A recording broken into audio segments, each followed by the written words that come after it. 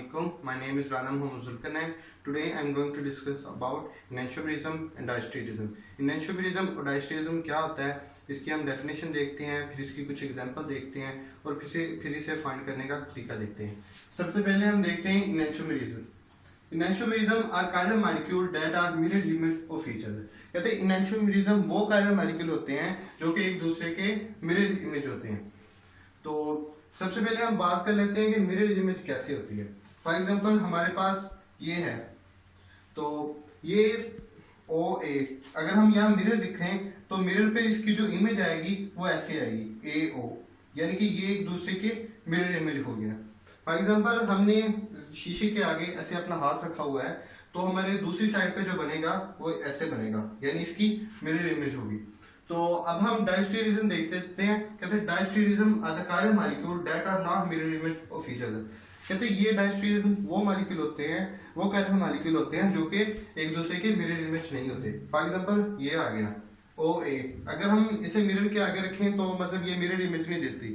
तो mirror image ऐसे होता है कि ये वाला जो है वो यहाँ आए, यानी ए अगर यहाँ है तो ए यहाँ आए, तो फिर ये एक मिरर इमेज बन जाती है। तो ये एक मिरर इमेज नहीं है। फॉर एग्जांपल अगर हमारे पास ये है तो इसके आगे यहाँ से मिरर इमेज शुरू होगी, ना कि ऐसे।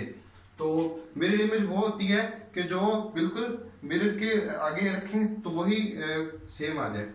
तो अब होता है कि ये नॉन सुपर इम्पॉसिबल होते हैं।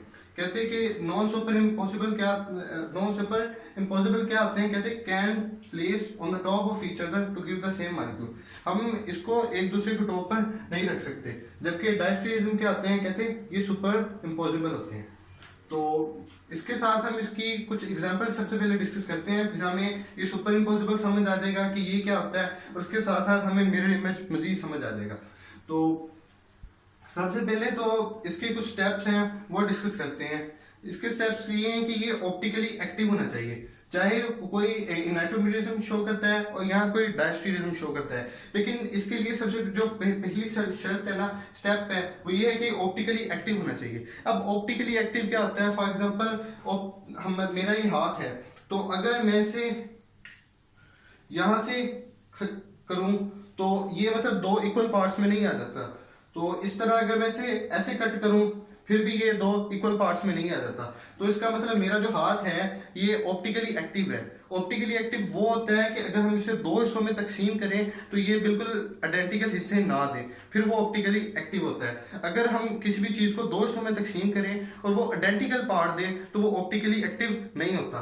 तो ऑप्टिकली एक्टिव के लिए क्या शर्त है कि हम किसी भी मॉलिक्यूल को अगर ऐसे प्लेन और सिमेट्री से कट करें तो वो बिल्कुल दो डिफरेंट पार्ट्स दे। और सेकंड इसका क्या है, अगर तो वो सब इन दोनों में सबसे एक पार्ट कॉमन है कि ये दोनों ऑप्टिकली एक्टिव होते हैं, यानी कि अगर हम इसे कट करें तो ये दो डिफरेंट पार्ट्स देते हैं, और इसका सेकंड पार्ट इन दोनों में डिफरेंट है। तो सेकंड स्टेप में क्या है कि ये मिरर इमेज होते हैं और ये मिरर इमेज नहीं होते। तो ये है इसका सेकंड पार्ट। तो ये इसके दो स्टेप हो गए। बेसिकली हमें कैसे पता चलेगा कि एनाटोमेरिज्म क्या है और डायस्टेरिज्म क्या है। अब हम इसकी कुछ एग्जांपल डिस्कस करते हैं। फॉर एग्जांपल हमारे पास एक ये कंपाउंड है, एक ये मॉलिक्यूल है, तो हम इसके आगे मिरर रखते हैं, तो इसकी जो मिरर इमेज है वो बिल्कुल ऐसे होगी। तो ये जो है ये बिल्कुल एनाटोमेरिज्म शो करेंगे। ये हम इसके स्टेप देखते हैं। सबसे पहले कायरल मॉलिक्यूल, इसकी सबसे पहली शर्त ये है कि ये कायरल मॉलिक्यूल होना चाहिए। अब देखते हैं ये कायरल है, ये भी कार्बन कायरल है, ये भी कार्बन कायरल है, तो ये भी कार्बन कायरल है, ये भी कार्बन कायरल है। इसका मतलब ये है कि हमारे पास कायरल कार्बन वाली शर्त कंप्लीट होगी। अब सेकंड क्या है कि ये ऑप्टिकली एक्टिव होना चाहिए। अब ये ऑप्टिकली एक्टिव भी है। फॉर एग्जाम्पल हम इसे इस प्लेन और सिमेट्री से काटें तो ये दो डिफरेंट पार्ट्स दे रहा है। अगर हम इसे इस प्लेन और सिमेट्री से काटें तो ये दो डिफरेंट पार्ट्स दे रहा है, तो इसका मतलब कि ये ऑप्टिकली एक्टिव है। अब इसका सेकंड देखते हैं कि ये मिरर इमेज दे रहा है या नहीं दे रहा। अगर तो ये मिरर इमेज दे रहा है फिर ये एनाटोमेरिज्म, अगर मिरर इमेज नहीं दे रहा तो फिर ये डायस्टेरिज्म। अब हम देखेंगे कि मिरर इमेज दे रहा है, हमने इसके आगे मिरर रखा और देखा कि ये मिरर इमेज दे रहा है, तो इसका मतलब ये एनाटोमेरिज्म शो करता है। अब हम इस मॉलिक्यूल की एग्जांपल ले लेते हैं। तो इस मॉलिक्यूल में हम सबसे पहली बार डिस्कस करते हैं कि कायरल मॉलिक्यूल होना चाहिए। ये कायरल है, ये कायरल कार्बन है, ये भी कायरल कार्बन है। तो ये कायरल कार्बन है, इसका मतलब हमारी सबसे पहली जो शर्त है वो कंप्लीट होगी कि इन एटोमिज्म एंड डायस्टेरिज्म में कायरल मॉलिक्यूल होना चाहिए। अब सेकंड हमारे पास ये कि ऑप्टिकली एक्टिव, इसे ऑप्टिकली एक्टिव भी होना चाहिए। तो देखते हैं ये ऑप्टिकली एक्टिव है या नहीं। हमें इसे इस प्लेन ऑफ सिमेट्री से काटेंगे तो ये दो डिफरेंट दे रहा है, तो इसका मतलब ये ऑप्टिकली एक्टिव है। अब हम इसे इस प्लेन ऑफ सिमेट्री से काटेंगे तो ये दो डिफरेंट दे रहा है शेप्स, यानी कि दो आइडेंटिकल पार्ट्स में नहीं डिवाइड हो रहा। तो इसका मतलब कि ये जो है ये ऑप्टिकली एक्टिव है। हमने इसे काट के देखा तो ये दो आइडेंटिकल पार्ट्स नहीं दे रहा, इसका मतलब ये ऑप्टिकली एक्टिव है। अब हम देखेंगे कि ये मिरर इमेज शो कर रहा है या मिरर इमेज नहीं शो कर रहा। तो हमने मिरर रखा तो देखा कि ये मिरर इमेज नहीं शो कर रहा। तो क्योंकि इस साइड पे हाइड्रोजन है, उस साइड पे हाइड्रोजन, तो ये एक मिरर इमेज नहीं शो कर रहा। मिरर इमेज ऐसे होता है कि जो पार्ट यहाँ हो वही पार्ट यहाँ हो, तो ये मतलब एक मिरर इमेज नहीं शो कर रहा। एक साइड पे कोई और है, एक साइड पे कोई और है, तो इसका मतलब ये मिरर इमेज शो नहीं कर रहा। अब हम देखेंगे इसकी मजीद एग्जांपल्स। हम ये मॉलिक्यूल लेंगे, ये भी एक कायरल मॉलिक्यूल है। तो हम देखेंगे कि ये कायरल मॉलिक्यूल है, तो ये देखेंगे कार्बन जो है वो 4 डिफरेंट ग्रुप्स के साथ अटैच है। ये भी कार्बन 4 डिफरेंट ग्रुप्स के साथ अटैच है, इसका मतलब ये कायरल मॉलिक्यूल है। अब हम देखेंगे कि ये ऑप्टिकली एक्टिव है, तो हम इसे कट करेंगे प्लेन ऑफ सिमेट्री से। किसी भी प्लेन ऑफ सिमेट्री से कट कर लें, लेकिन अगर किसी भी प्लेन ऑफ सिमेट्री से कट करें अगर तो ये आइडेंटिकल पार्ट दे देता है, फिर ये ऑप्टिकली एक्टिव नहीं है।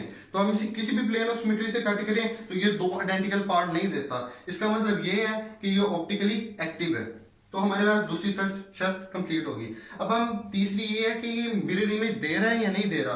तो हम देखेंगे कि ये मिरर इमेज दे रहा है, जो ग्रुप यहाँ है बिल्कुल यहाँ, यहाँ यहाँ, ये वाला ग्रुप यहाँ, तो ये बिल्कुल मिरर इमेज दे रहा है। तो इसका मतलब ये हुआ कि ये एटोमिज्म शो करता है। अब हम इसको डिस्कस कर लेते हैं। ये भी कायरल मॉलिक्यूल है। सबसे पहली शर्त हमारी कि ये कायरल मॉलिक्यूल होना चाहिए। कायरल मॉलिक्यूल हो गया, तो उसके बाद ये भी कायरल कार्बन है, ये भी कायरल कार्बन है, ये भी 4 डिफरेंट ग्रुप्स के साथ अटैच है, ये भी 4 डिफरेंट ग्रुप्स के साथ अटैच है। अब हम इस कार्बन की बात करते हैं। ये भी कायरल कार्बन, ये भी कायरल कार्बन, ये भी 4 डिफरेंट ग्रुप्स के साथ अटैच है, ये भी 4 डिफरेंट ग्रुप्स के साथ अटैच है। अब हम सेकंड चीज देखते हैं ये ऑप्टिकली एक्टिव है या नहीं।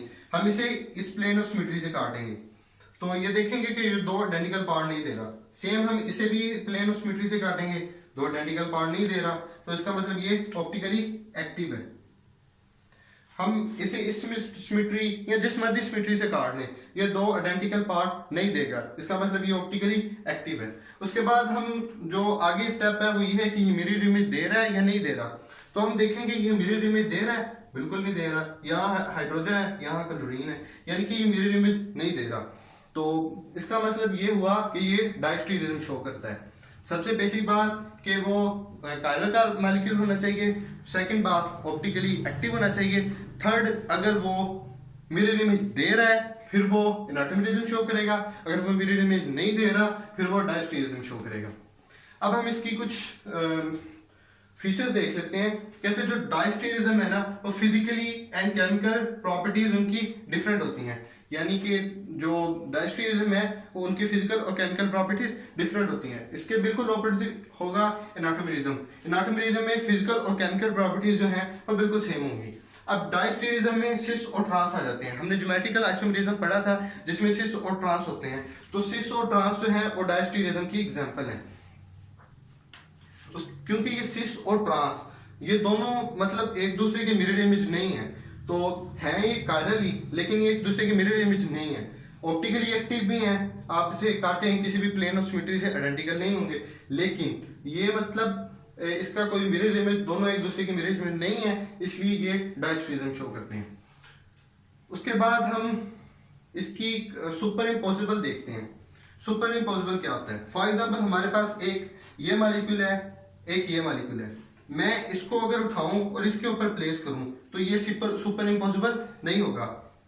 तो क्योंकि ये OH ग्रुप जो है वो यहाँ हाइड्रोजन के ऊपर आएगा। फॉर एग्जाम्पल मेरा ये हाथ है, ये उसका बिल्कुल मिरर इमेज है, तो अगर मैं इसको उठा के ऐसे एक इसके ऊपर प्लेस करूं तो ये सुपर इम्पॉसिबल नहीं होगा, क्योंकि यहाँ मेरी जो थंब है उसके ऊपर मेरी इस छोटी फिंगर आ रही है, तो यहाँ मेरी थंब के नीचे कोई भी फिंगर नहीं आ रही। तो ये एक दूसरे का जो है ये सुपर इम्पोजिबल नहीं होगा, बल्कि ये जो है जो डायस्टीरिज्म है इसमें ये शर्त होती है कि ये सुपर इम्पोजिबल होता है। फॉर एग्जांपल हमारे पास ये मालिक्यूल है, ये मालिक्यूल जो है ये डायस्टीरिज्म शो कर रहे हैं। अगर मैं इस मालिक्यूल को उठाऊं और इसके ऊपर प्लेस कर दूं तो मतलब ये जो है ये शो करेगा सुपर इम्पोजिबल। इसमें जो सेम टाइप ऑफ मॉलिक्यूल है वो एक दूसरे के ऊपर आ जाएंगे। तो अब सेकंड देखते हैं कि इसमें जो है वो फिजिकल और केमिकल प्रॉपर्टीज जो हैं वो बिल्कुल सेम होंगी। अब थर्ड चीज ये है कि ये जो है एनाटॉमिज्म, इसमें एक चीज ये है कि ये रोटेट इन ऑपोजिट डायरेक्शन। ये जो हमारे पास दो हैं, ये जो एनाटॉमिज्म शो करते हैं, हम इसे पोलैरोमीटर के अंदर रखते हैं। जब हम इसे पोलैरोमीटर के अंदर रखते हैं तो हम देखेंगे कि अगर इनमें से ये और ये हम इन दोनों को पोलैरोमीटर के अंदर भेजते हैं तो इनमें से एक जो है फॉर एग्जांपल वो राइट को टर्न कर रहा है तो दूसरा जो है वो लेफ्ट को टर्न करेगा। तो इसका मतलब हमें मालूम हो जाएगा कि ये एनाटॉमिज्म शो करते हैं, जबकि ये जो है ये बिल्कुल एक ही डायरेक्शन में टर्न करेंगे। तो फॉर एग्जांपल हमारे पास ये और ये मॉलिक्यूल है, हमने इन्हें पोलैरोमीटर में रखा, तो हम सबसे पहले इसे पोलैरोमीटर में रखेंगे और हम देखेंगे पोलैरोमीटर में तो ये देखेंगे कि ये ऑप्टिकली एक्टिव है तो बिल्कुल रोटेट करेगा। तो ये रोटेट करेगा, फॉर एग्जांपल ये राइट साइड पर रोटेट करेगा। फिर हम उसके बाद इसे पोलैरोमीटर के अंदर रखते हैं, जब हम इसे पोलैरोमीटर के अंदर रखते हैं तो ये बिल्कुल ऑपोजिट साइड पर रोटेट करेगा। तो इसका मतलब ये है कि जो एनाटॉमिज्म शो करते हैं, दो मॉलिक्यूल जो एनाटॉमिज्म शो करते हैं वो पोलैरोमीटर के अंदर यानी प्लेन पोलराइज्ड राइट में डिफरेंट डायरेक्शन में रोटेट होते हैं। तो ये था आज का हमारा टॉपिक एनाटॉमिज्म और डायस्टीरिज्म। अगर आपको कोई भी क्यूरी हो तो आप कमेंट सेक्शन में पूछ सकते हैं। अगर आपको मेरी वीडियो पसंद है तो आप इसे लाइक करें और मेरे चैनल को सब्सक्राइब करें। इससे हमें मोटिवेशन मिलती है कि हम आपके लिए मज़ीद ऐसी वीडियोस बनाते रहें। Thank you.